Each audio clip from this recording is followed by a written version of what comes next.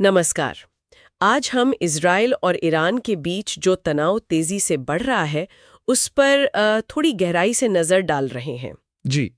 हमारे पास कई स्रोतों से जानकारी आई है, तो कोशिश करेंगे कि ज़मीनी हकीकत क्या है, सैन्य कार्रवाइयाँ क्या हो रही हैं और दुनिया भर में क्या प्रतिक्रिया है, इसे समझें। बिल्कुल, और ये समझना बहुत ज़रूरी भी है इस वक्त। हम देखेंगे कि भाई इज़राइल क्या कर रहा है, ईरान का जवाब क्या है, अमेरिका की भूमिका इसमें कैसे बदल रही है, जो कि एक जी। अहम पहलू है। हाँ, वो सीधा शामिल होना। बिल्कुल। और फिर इसका असर सिर्फ इन दो देशों तक नहीं, पूरी दुनिया पर कैसे पड़ रहा है। तो चलिए इसको परत दर परत समझने की कोशिश करते हैं। ठीक है, तो शुरुआत करते हैं इज़राइल की हालिया कार्रवाइयों से। जो खबरें आ रही हैं वो बता रहे हैं कि इज़राइल ने ईरान के अंदर हमले काफ़ी तेज़ कर दिए हैं। मतलब ये सिर्फ बॉर्डर की बात नहीं रही अब। नहीं, बिल्कुल नहीं, ये हमले अब काफ़ी अंदर तक जा रहे हैं। जानकारी के मुताबिक निशाना बनाया गया है तेहरान की एवेन जेल को। एवन जेल, वो तो राजनीतिक कैदियों के लिए काफ़ी जानी जाती है। हाँ वही। फिर फोर्डो परमाणु स्थल, जो कि बहुत अहम माना जाता है ईरान के परमाणु कार्यक्रम के लिए, और काफी सुरक्षित भी। हाँ। साथ ही सुरक्षा कमांड सेंटर और कई शहरों में ईरानी मिसाइल ठिकाने भी निशाने पर हैं। तो इसका मतलब निशाना सिर्फ मिलिट्री टारगेट्स नहीं है, कुछ और भी संकेत देने की कोशिश है। सही कहा। इजरायली अधिकारियों का तो यही कहना है कि लक्ष्य है ईरानी शासन के जो सत्ता के प्रतीक हैं उनको कमजोर करना। और प्रधानमंत्री नेतन्याहू ने भी बयान दिया है कि इजराइल अपने लक्ष्यों के करीब पहुंच रहा है। हम्म। देखिए, फोर्डो जैसे स्थल पर हमला करना, जो इतना गढ़ माना जाता है, ये दिखाता है कि संघर्ष कितना ज्यादा बढ़ गया है। और इसी बीच अमेरिका भी सीधे तौर पर शामिल हो गया है। ये पहले से बहुत अलग है ना? हाँ, ये एक बहुत ही महत्वपूर्ण और सच कहूं तो चिंताजनक मोड़ है।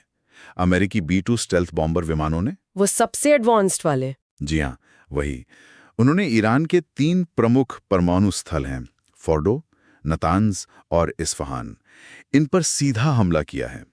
ये वो जगह हैं जो उनके न्यूक्लियर प्रोग्राम के बिल्कुल केंद्र में हैं। और राष्ट्रपति ट्रंप का वो बयान कि इन स्थलों का पूर्ण विनाश कर दिया गया है, ये तो बहुत बड़ा दावा है। निश्चित रूप से बहुत बड़ा दावा है।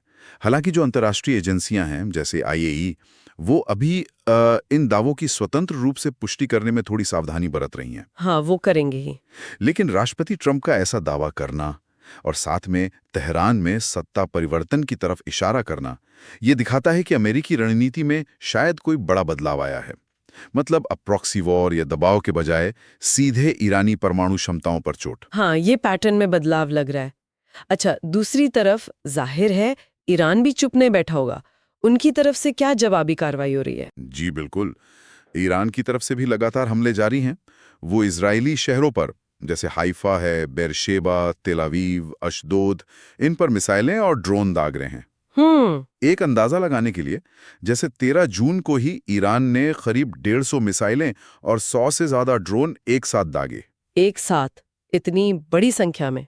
हाँ, और इतनी बड़ी संख्या में जब हमला होता है तो इजराइल की जो रक्षा प्रणाली है जैसे आयरन डोम, उस पर भी जबरदस्त दबाव पड़ता है। हाँ, उसकी भी एक सीमा होगी।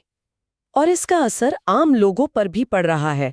हमने बिरशेबा के अस्पताल पर हमले की खबर सुनी थी। हाँ, वो 19 जून को हुआ था। बिरशेबा के सोरोका मेडिकल सेंटर पर मिसाइल गिरी, जिसमें दर्जनों लोग घायल हुए और अस्पताल का काम भी बुरी तरह प्रभावित हुआ। तो ये दिखाता है कि निशाना अब सिर्फ सैन्य ठिकाने नहीं है। ये बहुत चिंताजनक है। बिल्कुल।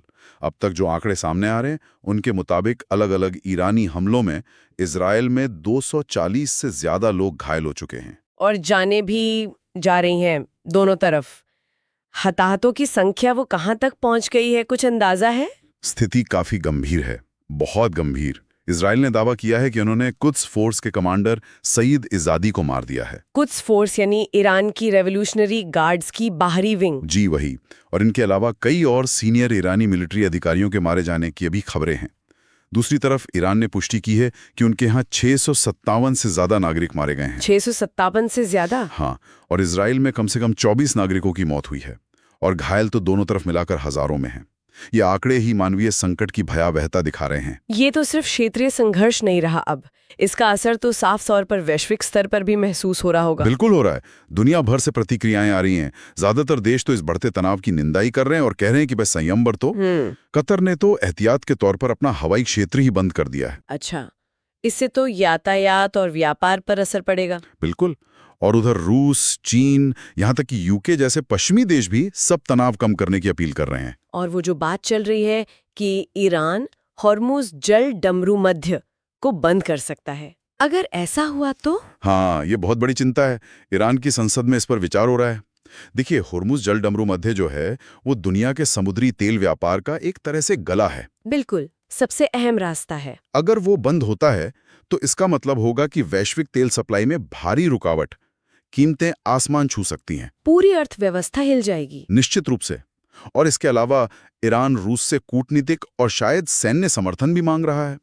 तो ये सारे पहलू मिलकर न केवल क्षेत्रीय स्थिरता बल्कि वैश्विक शांति और अर्थव्यवस्था के लिए भी आप कह सकती है गंभीर खतरा पैदा कर रहे हैं। तो अगर हम संक्षेप में देखें तो स्थिति ये है कि इजराइल ईरान के अंदर हमले तेज कर रहा है, अमेरिका अब सीधे परमाणु ठिकानों पर हमला कर रहा है, ईरान मिसाइलों और ड्रोनों से लगातार जवाब दे रहा है। जी। दोनों तरफ जान माल का भारी नुकसान हो रहा है, आम नागरिक मारे जा रहे हैं, घायल हो रहे हैं। हाँ, मानवीय संकट गहरा रहा है। और पूरी दुनिया खासकर तेल सप्लाई और क्षेत्रीय स्थिरता को लेकर बहुत ज्यादा चिंतित है। हाँ, और ये सब कुछ बहुत तेजी से हो रहा है। मतलब घटनाक्रम हर दिन बदल रहा है और इसके परिणाम बहुत दूर तक जा सकते हैं, शायद इतने दूर तक जिसका अंदाजा भी हम अभी नहीं लगा पा रहे। ये वाकई एक बहुत ही विस्फोटक, बहुत ही नाजुक स्थिति है।